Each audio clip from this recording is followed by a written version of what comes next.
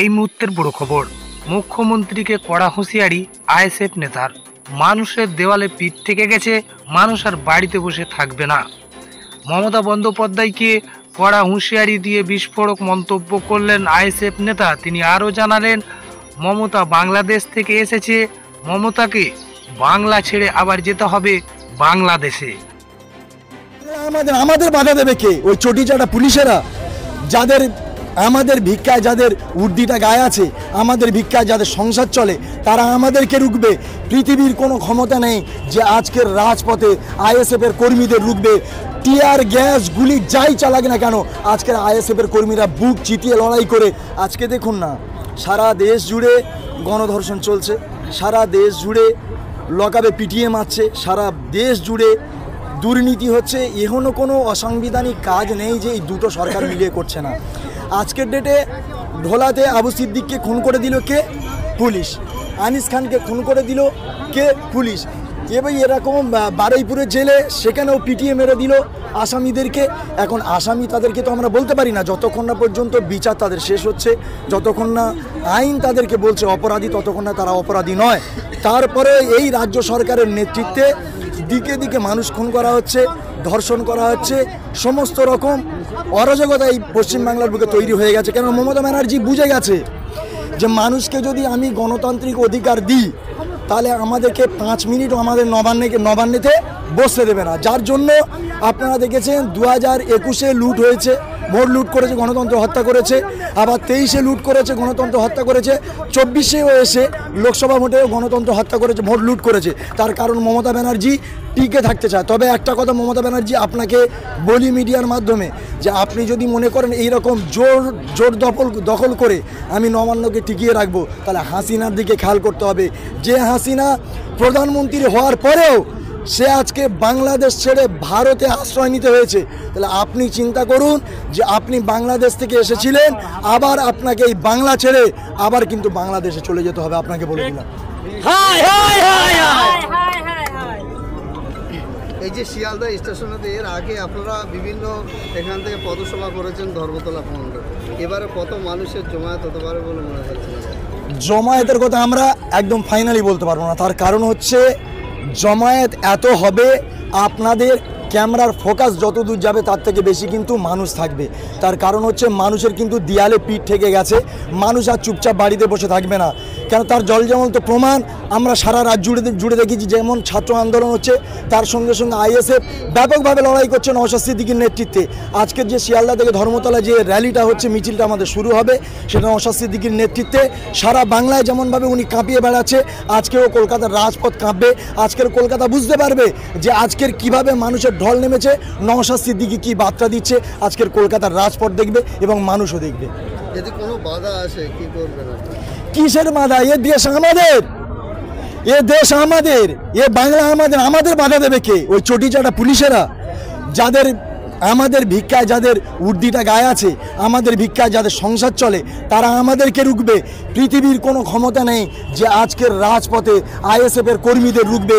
Tear gas গুলি যাই চালাক না কেন, আজকের আইএসএফের কর্মীরা বুক চিতিয়ে লড়াই করে এখান থেকে বাড়ি ফিরবে। কারণ হচ্ছে আজকের মানুষের দেয়ালে পিঠ থেকে গেছে। আমরা গুলিরও ভয় করি না, কাঁদানো গ্যাসেরও ভয় করি না, টিয়ার গ্যাস যা আছে। আজকে পুলিশকে আমরা বলবো, আপনাদের কাছে যত অস্ত্র আছে, কামান বন্দুক যা আছে, আপনারা ব্যবহার করতে পারেন। আজকের আইএসএফ মাঠে নেমেছে, আজকের একটা হেস্তনেস্ত করে যাবে। হয় আমাদের জীবন নিতে হবে, নয় আজকের আমাদেরকে সারা রাজ্য জুড়ে যে গণহত্যা হচ্ছে, এই গণহত্যা থেকে মানুষকে বাঁচাতে হবে, নয় আমাদের জীবন নিতে হবে। এটা আমাদের ফাইনাল। আমরা দেখলাম যে ভাঙড়ে এবং বিভিন্ন দিক দিয়ে যারা আসছে তাদেরকে গুজরাটে আটকানো হচ্ছে এবং ভয় দেখানো হচ্ছে। শুনুন, এর আগেও আপনারা জানেন যে ভাঙড়ে আটকে ছিল, আটকাতে পারেনি। কজন আটকাবে? আজকের পশ্চিমবাংলায় কোটি কোটি মানুষ বাস করে, 10 কোটির উপরে 11 কোটি মানুষ এখানে এই পশ্চিমবাংলায় বাস করে। সেই জায়গায় দাঁড়িয়ে কটা মানুষকে রুখবে? অনেকে ভাবছে তৃণমূলের মানে চোর চিটিং বাজারে, তারা ভাবছে যে আমরা ক্ষমতায় আছি, মানুষ আমাদেরকে ভোট দিয়ে জিতিয়েছে, অর্থাৎ আমরা মানা করবো, কেউ আসবে না। এটা হতে পারে না। আপনারা দেখেছেন অলরেডি এখন পানি গরম হয়নি, মানুষ কত জড়ো হয়ে গেছে। একটু অপেক্ষা করুন, ও কোনো ভাঙর টাগর কিচ্ছু টিকবে না। সমস্ত বাধাকে অতিক্রম করে আজকের মানুষ শিয়ালদায় পৌঁছাবে। কত মানুষের জমায়েত হতে পারবে? আপনাদেরকে কী করুন, আমার তো আমাদের টার্গেট আছে যত কম করে হোক 50 লাখের উপরে লোক হবে, যত কম করে হোক 50 লাখের উপরে আজকের এই শিয়ালদায় জমায়েত হবে। আপনাদেরকে বলে দিই আপনার যে এলাকা সেই এলাকা থেকে কত মানুষ এখানে এসেছে দক্ষিণ কি বলবো, আমি তো নিয়ে এসেছি, আপনারা হয়তো দেখেছেন কত বড় একটা র্যালি এখান থেকে শিয়ালদা স্টেশন থেকে নেমেছে এবং এখনও পর্যন্ত আমাদের কর্মীরা আমাকে ফোন করেছে যে কেউ বারুইপুর ছেড়ে আসছে, কেউ একটু আগে আছে। যেহেতু আপনারা জানেন যে আমরা তৃণমূল এবং বিজেপির মতো কোটি কোটি টাকা দিতে পারি না, লাখ লাখ টাকা দিতে পারি না যে তারা গাড়ি করে আসবে, বিরিয়ানি দেবো তারা আসবে। ট্রেনে আসতে হচ্ছে, ট্রেনের টাইম অনুযায়ী আসবে। ট্রেন তো আর আমাদের মুখের দিকে তাকিয়ে থাকবে না, অর্থাৎ ট্রেনের মুখের দিকে আমাদেরকে তাকিয়ে থাকতে হবে। অর্থাৎ একটু অপেক্ষা করুন, হাজারে হাজারে মানুষ আসবে।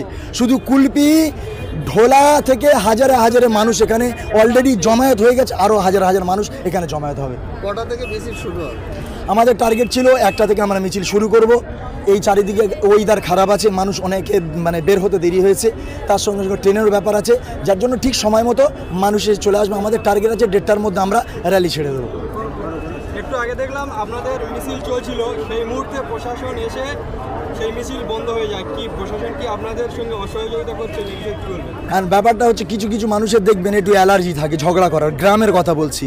কিছু কিছু মানুষের অ্যালার্জি থাকে যে সারাদিন কারোর সঙ্গে যদি ঝগড়া না করে তার ঘুমও হয় না, খাওয়াও হয় না। অর্থাৎ এই রাজ্য সরকার এবং এই রাজ্য সরকারের চটি চাটা পুলিশেরা প্রত্যেক দিন যতক্ষণ না পর্যন্ত আইএসএফের কর্মীদের একবার কাটি লাগাবে ততক্ষণ না পর্যন্ত এরা ঘুমাবে না, ততক্ষণ না পর্যন্ত এদের খাওয়া হবে না। অর্থাৎ আমরা শিয়ালদায় পৌঁছে গেছি, ওরা ভয় পেয়ে গেছে, ওরা জানে যে আইএসএফ মাঠে নেমে গেছে মানে কিছু একটা হবে, যার জন্য ওরা চাচ্ছে যে কোনো মূল্যে এই মিছিলটাকে আটকাতে হবে, মিছিলটাকে কোনো রকমভাবে ধ্বংস করে দিতে হবে, যাতে মিছিলটাই ছন্ন ছাড়া হয়ে যায়। এই জন্য পুলিশ আমাদেরকে ডিস্টার্ব করছে। আবু সিদ্দিকী, আমরা শুনছি আবু সিদ্দিকী চলছে, এ বিষয়ে কি বলবেন? শুনুন, ব্যাপারটা হচ্ছে নরেন্দ্র মোদী এবং আমাদের রাজ্য সরকার মমতা ব্যানার্জি এরা দুজনে চাচ্ছে, আপনারা দেখেছেন 5 তারিখে বাংলাদেশে নতুন করে স্বাধীন হয়েছে, তো এরা দুই সরকার মিলে চাচ্ছে আমাদের ভারতটাকে নতুন করে একটা উত্তপ্ত তৈরি করব, যে উত্তপ্তের মাধ্যমে হাজার হাজার শুধু নয় কোটি কোটি মানুষ সেখানে মৃত্যুবরণ করবে। টাকা দিতে পারি না, লাখ লাখ টাকা দিতে পারি না যে তারা গাড়ি করে আসবে, বিরিয়ানি দেবো তারা আসবে। ট্রেনে আসতে হচ্ছে, ট্রেনের টাইম অনুযায়ী আসবে। ট্রেন তো আর আমাদের মুখের দিকে তাকিয়ে থাকবে না, অর্থাৎ ট্রেনের মুখের দিকে আমাদেরকে তাকিয়ে থাকতে হবে। অর্থাৎ একটু অপেক্ষা করুন, হাজারে হাজারে মানুষ আসবে। শুধু কুলপি ঢোলা থেকে হাজারে হাজারে মানুষ এখানে অলরেডি জমায়েত হয়ে গেছে, আরও হাজার হাজার মানুষ এখানে জমায়েত হবে। কটা থেকে বেশি শুরু হবে? আমাদের টার্গেট ছিল 1টা থেকে আমরা মিছিল শুরু করব। এই চারিদিকে ওয়েদার খারাপ আছে, মানুষ অনেকে বের হতে দেরি হয়েছে, তার সঙ্গে সঙ্গে ট্রেনেরও ব্যাপার আছে, যার জন্য ঠিক সময় মতো মানুষ এসে চলে আসবে। আমাদের টার্গেট আছে 1:30টার মধ্যে আমরা র্যালি ছেড়ে দেবো। একটু আগে দেখলাম আপনাদের মিছিল চলছিল, সেই মুহূর্তে প্রশাসন এসে সেই মিছিল বন্ধ হয়ে যায়। কি প্রশাসন কি আপনার